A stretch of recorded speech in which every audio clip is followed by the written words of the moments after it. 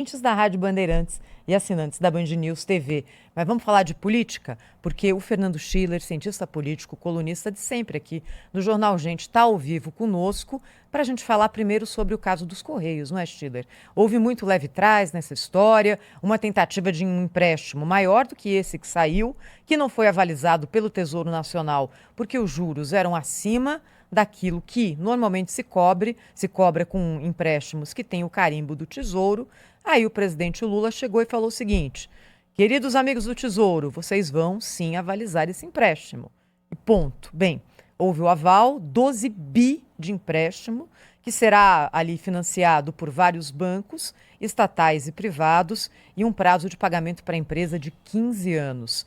O que essa história toda mostra a respeito não só dos Correios, Schiller, mas também sobre modelo de gestão no Brasil, hein? Bom dia para você. Tudo bem, Thaís, tudo bem, Cláudio. Olha, isso é uma novela, né, que vem acontecendo. Interessante que a gente está entrando no último ano do governo, né, a gente não sabe o que vai acontecer na eleição no ano que vem. Vamos lá, já tinha sido aprovado na Câmara dos Deputados a privatização do Correio no governo anterior, não avançou no Senado, foi por um problema de timing, de articulação política, um pouco do detalhe aí da política que esse processo não avançou, né? E aí a novela é infinita, né? O prejuízo dessa, vou chamar aqui de brincadeira, mas é uma coisa muito séria, né? É enorme para o país. No ano passado a gente teve 2 bi e 300 de prejuízo. Quem paga essa conta? O contribuinte. Você tem esse ano já nos 3 primeiros semestres, 9 meses de prejuízo acima de 6 bilhões de reais. Né? Então, nós somos os controladores, nós que eu digo, não é? O Estado brasileiro é o controlador, então essa dívida, esse prejuízo é incorporado pelo controlador, então é o contribuinte que paga essa conta. Não é? Quando a gente analisa, eu tenho sempre analisado assim, as raízes desse problema. E não há uma causa, né? Alguém poderia perguntar, mas por que os Correios estão com esse problema, etc. Bom, aí fala das taxas das blusinhas, que era uma fonte de renda, então como diminuiu a importação de bugigangas e produtos, etc., do exterior, então isso acabou diminuindo a receita dos Correios, mas isso é um fator contingencial. Se a gente olhar na dívida dos Correios, só de dívida trabalhista com pessoas, com empregados, funcionários, você tem entre curto e longo prazo mais de 14 bilhões de reais, não é, de dívida. Então, só as pessoas se emprestam, nem a dívida trabalhista paga, óbvio que uma parte dela é longo prazo.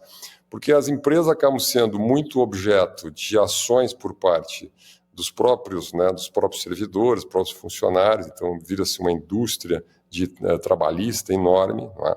Aí tem um problema de estrutura pesada, não é? Estrutura pesada significa muita contratação, muito cargo político, muita nomeação. Aí entra a falta de planejamento, porque o comando da empresa muda a cada 4 anos, com visões e orientações completamente diferentes. O governo anterior tinha a visão de passar a empresa para o setor privado, o atual governo retomou, colocou gente lá que não entendia do assunto, a verdade é essa. Não é? Então, o governo fez acabou com a lei das estatais por um ano e 3 meses, né, por uma decisão monocrática de um ministro do Supremo Tribunal Federal. Então, a gestão virou política, muita contratação, muito aumento de despesa operacional da empresa. E aí, bom, aí começa a degringolar todo o processo. Então, a empresa hoje é o seguinte, ela é deficitária, fortemente deficitária, tem um problema de caixa de curto prazo para girar a própria empresa, então precisa capital de giro. Obviamente tem um enorme endividamento, por N razões, eu citei algumas aqui, né, e precisa desse empréstimo. Isso que mais me preocupa, viu, Thaís e Cláudio? Não é um empréstimo que você tira porque você tem que fazer investimentos, modernizar a tecnologia, porque a empresa está indo bem, ela vai expandir e tal, como é saudável no mercado. Se tem uma empresa, por exemplo, precisa comprar equipamento, precisa, enfim, abrir novas unidades, etc., ganhar mercado, bom, óbvio. Então faz um planejamento, faz o chamado business plan, né? Você faz um empréstimo e você recupera isso lá adiante. Não é o caso do Correio. O Correio é o seguinte, é para sobreviver mais 1, 2 anos. Né? Por quê? Porque o timing é político. Se você pega esse empréstimo de 15 anos,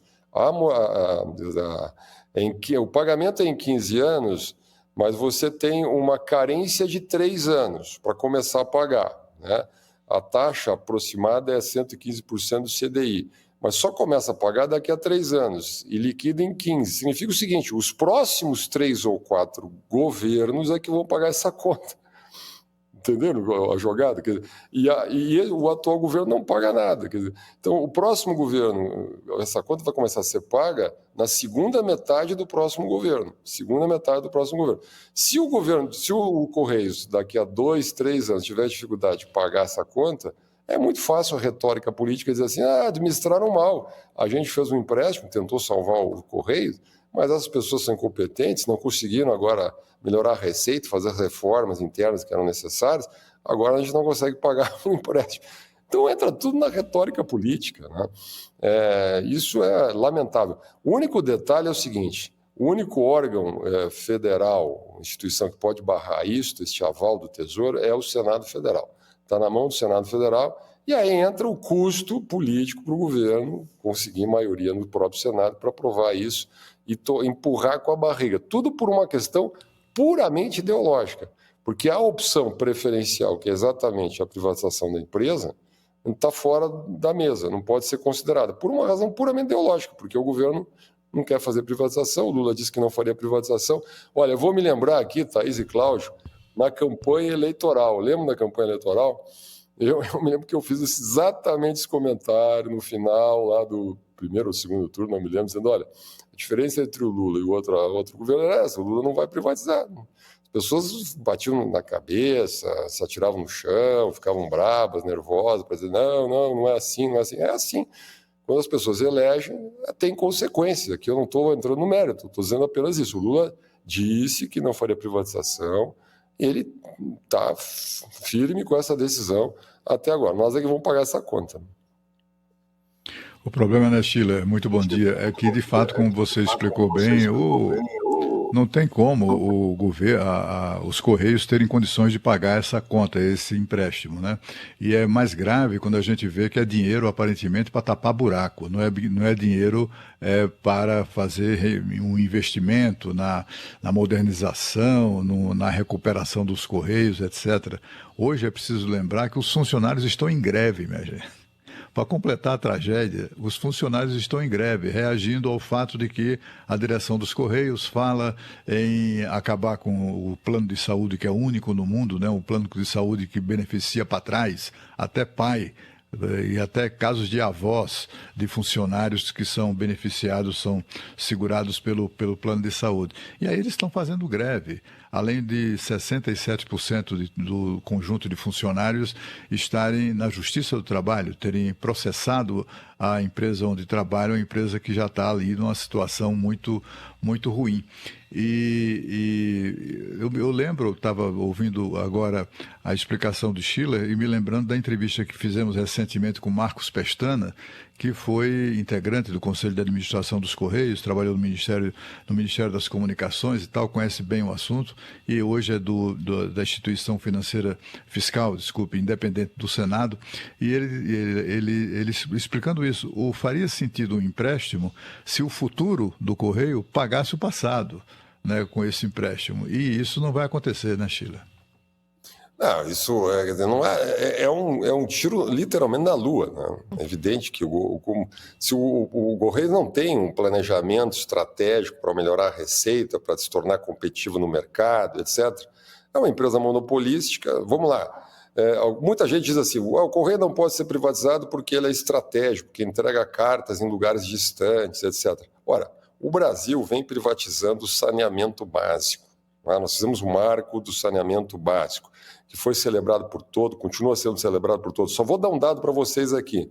Nós vamos terminar o ano que vem com perto de 50%, Thaís e Cláudio, do saneamento básico no Brasil sob controle privado, provisão privada. Vamos lá, locais muito distantes, quer dizer, se o setor privado consegue levar saneamento, esgoto, água para regiões remotas do Brasil, não levaria cartas. Né? O Brasil tem, olha, o BID, isso é dado do BID, a melhor framework legal, a melhor regulação da América Latina em termos de concessões, PPPs, todo tipo de parceria com o setor privado. Então é muito fácil para o governo não sair do jogo. Ele não precisa administrar a empresa. Ele pode criar uma regulação, fazer a privatização, e a empresa que ganhar, ela assume responsabilidades que são reguladas por agência reguladora no Brasil para atingir e fazer a cobertura de todo o território nacional. É evidente. Então, tem a famosa, né? Você pega o filé mignon e você pega regiões menos atrativas de mercado. E uma compensa a outra. Ora, o BNDES tem um amplo know-how para fazer exatamente esse tipo de estudo, esse tipo de modelagem. O Brasil tem longa experiência nisso, em várias áreas. Nós fizemos na área de telefonia, nós fizemos agora com a Eletrobras, nós fizemos, já falei, com o saneamento básico, em N áreas. Nós estamos fazendo na área de iluminação pública. Hoje, boa parte das cidades, capitais, tem iluminação pública com gestão privada. Também a luz chega lá na ponta, nos bairros mais distantes, etc, etc. E chega por quê? Porque tem regulação, porque tem metas, porque tem exigência de cobertura, porque tem multa contratual. Então, não é assim. As pessoas têm uma ideia ingênua de que, bom, vai privatizar o correio, então agora ninguém vai me levar carta. Não é assim. É evidente que isso é tudo muito bem, digamos assim, regulável, né? Vamos lá, a Inglaterra fez a privatização, a Portugal fez a privatização, os Países Baixos, a Holanda fez a privatização, outros países. Então tem N modelos no mundo. Aqui a minha impressão é o seguinte: o que é realmente estratégico para o país, né, deva ser estatal, segurança pública, polícias militares, o Estado tem que comandar. Aquilo que não é, aquilo que o setor privado pode fazer melhor, o Estado regular, deveria ir para o setor privado. Mas vamos lá, né? A gente está no reino da ideologia aí, há um ano das eleições, isso não vai acontecer. A minha curiosidade, para deixar minha frase final, é como o Senado vai reagir. Se o Senado vai, no ano eleitoral, avalizar esse empréstimo que todo mundo aqui terá que pagar. Seu Fernando Schiller, cientista político, aqui ao vivo conosco no Jornal Gente. Aliás, o Fernando Schiller esteve ontem na bancada do Canal Livre, que entrevistou um colega dele também, cientista político, Felipe Nunes, CEO do Instituto Quest, que está lançando um livro agora com um perfil sobre o brasileiro. Vou aproveitar que você está aqui, Schiller, e colocar mais um trecho do Canal Livre. Nesse trecho, o Felipe Nunes fala sobre uma característica que ele descobriu nessas mais de 10 mil entrevistas que fez sobre a vontade do brasileiro de empreender. De onde vem isso e o que isso transforma, qual é a transformação que isso provoca na sociedade brasileira? Vamos acompanhar. Se você somar essas coisas, apreço pelo mérito, um certo individualismo, não é? E também uma aspiração a ser um empreendedor, etc., não ter patrão, não é? Isso já apareceu em outras pesquisas, acho que se consolida na tua pesquisa. Não tem um Brasil aí que, no fundo, está aberto para uma sociedade mais de mercado, digamos? Tá, sim. O que a gente descobre no Brasil no espelho? Primeiro, então as pessoas querem esse Estado, pelo menos saúde, educação e segurança, que você tenha garantia disso. Mas, por outro lado, o mercado de trabalho e a relação que o brasileiro tem com o mercado mudou. É como se o brasileiro quisesse flexibilidade, por um lado, no seu dia a dia, por outro, com alguma proteção social. É essa contradição, digamos assim, que na minha visão está posta e para mim vai ser debate na eleição de 26. O mercado de trabalho, que ninguém está olhando, vai ser um dos temas importantes. Por quê? Porque essa necessidade de empreender, esse sonho e desejo de não ter patrão, de ter seu próprio negócio, marca uma outra visão sobre o país, né? Os brasileiros abertos a buscar seus sonhos, seus projetos, já que a CLT dá proteção, mas não dá mobilidade social. Esse é um fenômeno novo na sociedade brasileira, na sua visão, Schiller? Olha, é um fenômeno novo, mas que já vem de algum tempo ganhando escala, né? O que acontece? É o impacto da tecnologia. A tecnologia criou a chamada sharing economy, né? Que já tem, vamos lá, no mínimo, nós estamos falando de 20 anos aí.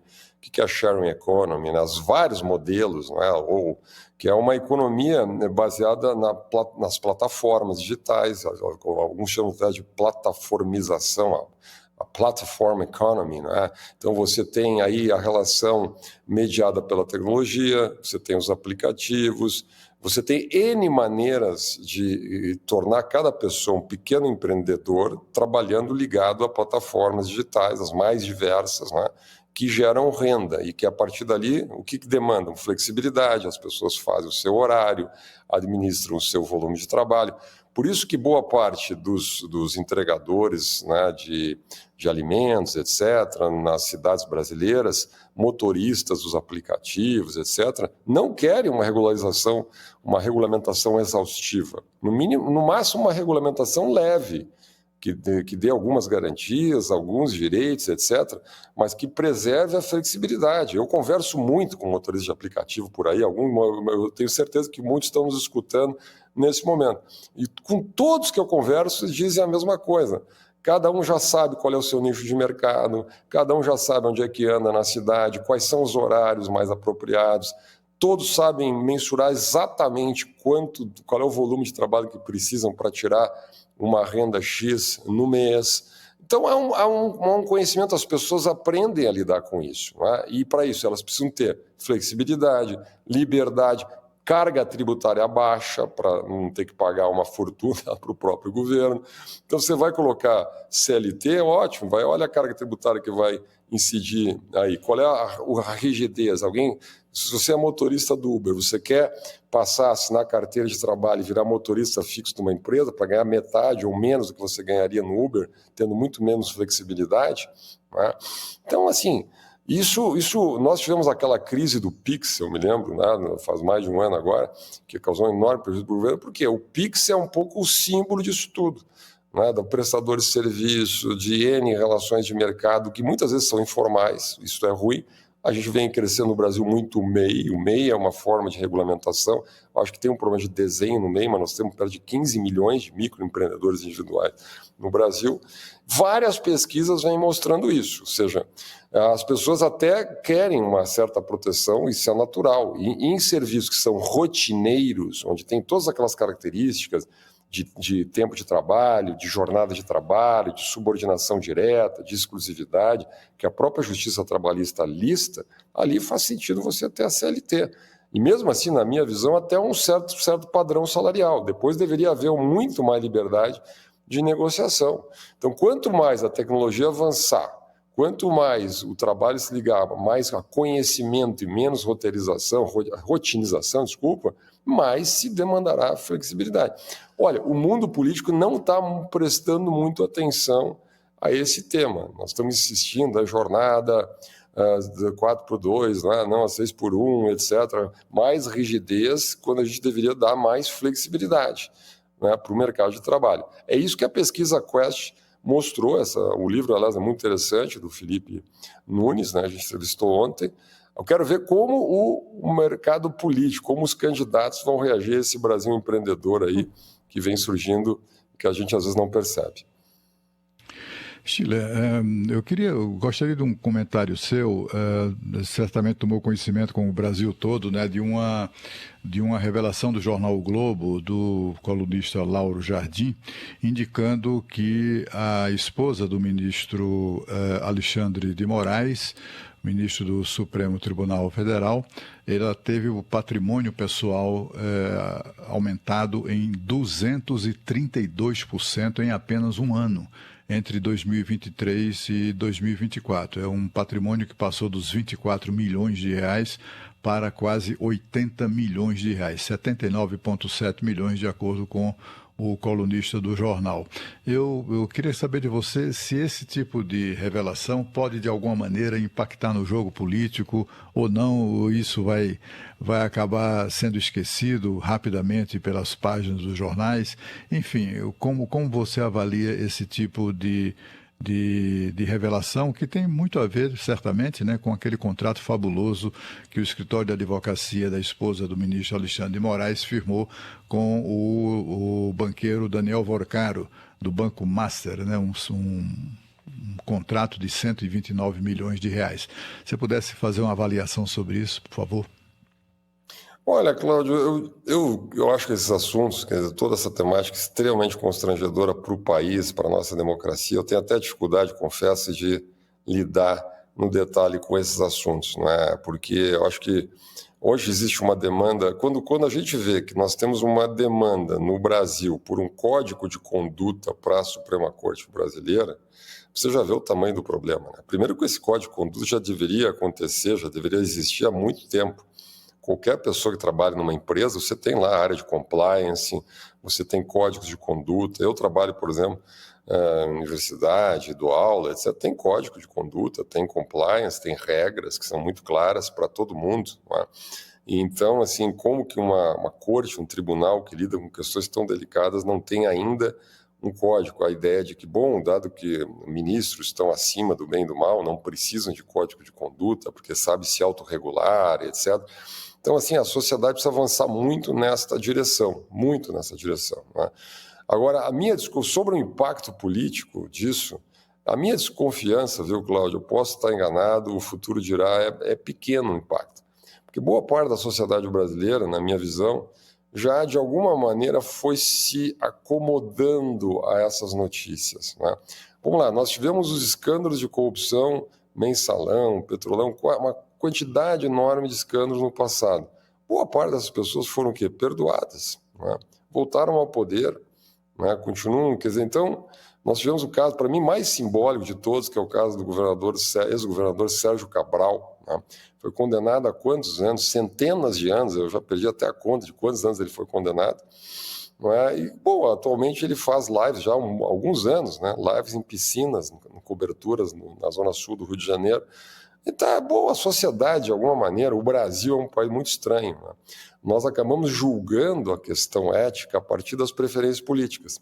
Então, o sujeito que gosta lá do Supremo, porque o Supremo, né, ele censura a direita, então condena a direita, então tem toda essa salvação da democracia, toda essa retórica que a gente viu nos últimos anos, essas pessoas tendem a desculpar os desvios éticos, né? Então, os ministros são ovacionados.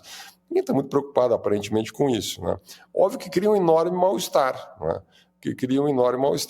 Na minha visão, as regras de compliance deveriam existir, deveriam ser muito claras, né?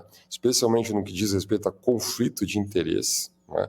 Empresas que têm, né, causas no Supremo Tribunal Federal serem defendidas, né, ou potencialmente no Supremo Tribunal Federal serem defendidas por familiares dos próprios ministros, né, e financiarem eventos dos quais os ministros são convidados, recebem recursos, etc., deveria ser analisado isso. É para isso que eu imagino que o ministro Edson Fachin vem insistindo tanto nesse código de conduta. A pergunta que eu deixo aqui, Cláudio, Thaís, para a gente responder ao longo do ano, tá? É qual o nível de, vamos brincar um pouquinho aqui, de briga, né, de conflito, que o ministro Edson Fachin está disposto a comprar com os seus próprios colegas, né, para a implantação, formulação, desenho, etc., deste código de conduta, certo? Porque se não tiver conflito nenhum, se não quiser comprar nenhuma briga interna, corporativa, não vai ter código nenhum. Vai ter código nenhum. Se os próprios ministros fizerem o próprio código, em nenhum lugar do mundo, o próprio funcionário desenha o código de conduta que vai se aplicar sobre ele. Concorda? Você imagina numa empresa, você tem uma padaria, hein, Cláudio, Thaís? Você tem uma padaria, tem lá 20 funcionários na padaria. Você diz para os funcionários assim, faça um código de conduta aí. Chile. Então, é óbvio que isso Mas não vai vamos funcionar combinar direito uma esse código, coisa. hein? Código de conduta é o de menos, né? Porque a gente vê, por exemplo, nesse setor do Estado brasileiro, o próprio funcionário decidindo qual é o salário dele. Não é não, isso aqui eu tenho direito, isso aqui também. Aí o código de conduta parece que fica até coisa pequena dentro disso, né? Vamos lá, isso é outro, né? Outro absurdo, né? Os penduricários, a gente já falou muito disso aqui. A minha dúvida é essa, acho que o Cláudio tocou num ponto para mim muito, muito difícil, né? Quer dizer, será que a sociedade brasileira já não foi se acostumando com isso? Será que a gente não virou o sapo na panela, foi esquentando, a gente foi se acostumando? Hoje a gente vê os super salários, o Congresso não faz nada, a gente vê os pagamentos mais diversos, a gente vê o próprio tema da crise dos Correios. Será que o Senado vai aprovar esse empréstimo de 12 bilhões? Quer dizer, alguém vai realmente cobrar um código de conduta detalhado, né, que especifique? Não pode ser um código de conduta genérico, precisa ser um código de conduta detalhado, né? Olha, eu pago para ver, tá? Mas eu prometo para vocês que eu vou acompanhar ao longo do ano esse tema.